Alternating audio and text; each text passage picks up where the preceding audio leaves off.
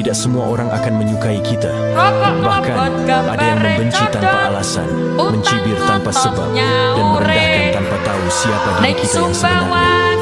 Tetapi ketahuilah, itu bukanlah akhir dari segalanya. Justru disitulah kita diuji.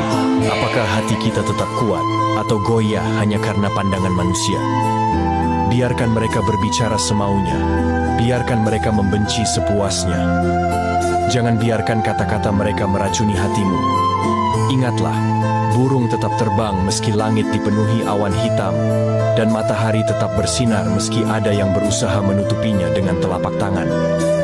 Terkadang, kebencian orang lain justru adalah jalan yang Allah berikan untuk mengangkat derajat kita. Sabar bukan berarti lemah, diam bukan berarti kalah. Sabar adalah kekuatan yang tidak semua orang bisa memilikinya. Diam adalah bukti kebijaksanaan yang tidak semua orang mampu menjalaninya.